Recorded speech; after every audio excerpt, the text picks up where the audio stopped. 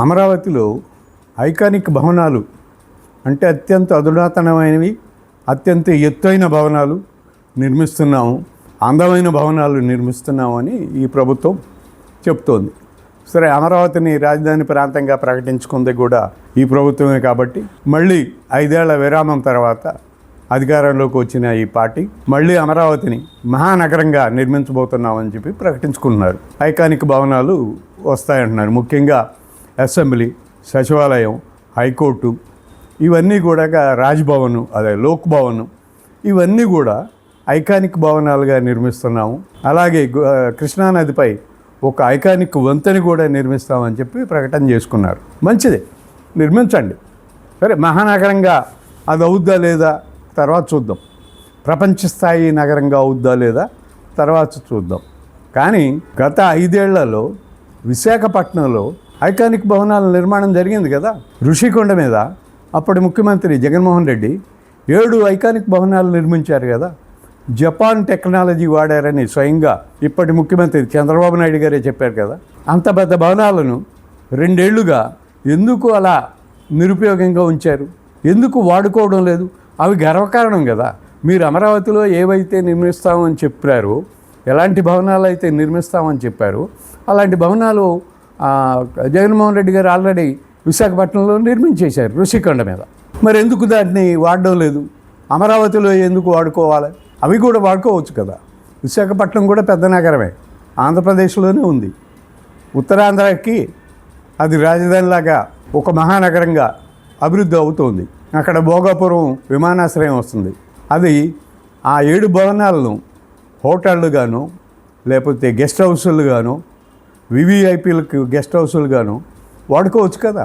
ఎందుకు నిరుపయోగంగా అట్లా ఉంచేశారు?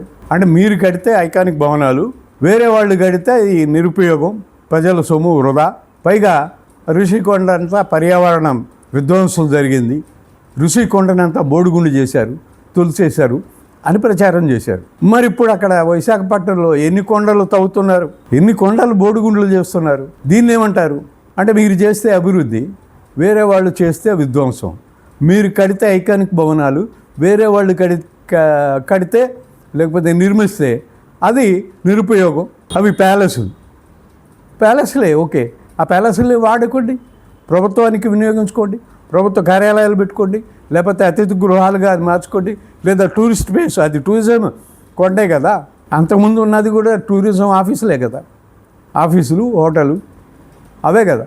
ఇప్పుడు కూడా టూరిజానికి వాడండి, టూరిస్టులని పెద్ద సంఖ్యలో తీసుకురండి అక్కడికి.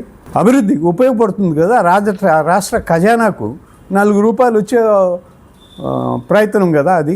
అవన్నీ చేయకుండా మేము అమరావతిలో కడతాం ఐకానిక్ భవనాలు, జగన్మోహన్ రెడ్డి కట్టిన భవనాలు మేము వాడుకోము, ఉపయోగించం. జగన్మోహన్ రెడ్డి ఋషికొండ తొలిస్తే అది విధ్వంసం, మేము ఎన్ని కొండలైనా తొలుస్తాము. ఈ ఎక్కడ రాజనీతి? ఎందుకు ఇలాంటి ప్రచారాలు చేశారు? ఎందుకు ఇలాంటి పనులు చేస్తున్నారు?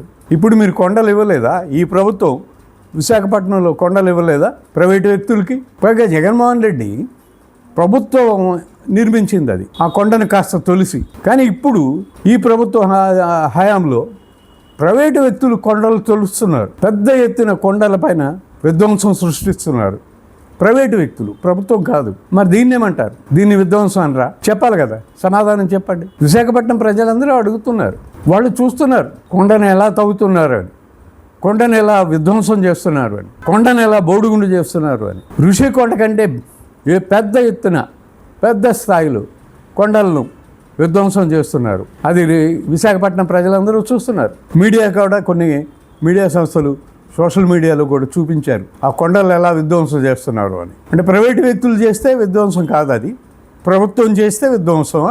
దీనికి సమాధానం చెప్పాలి పాలకులు.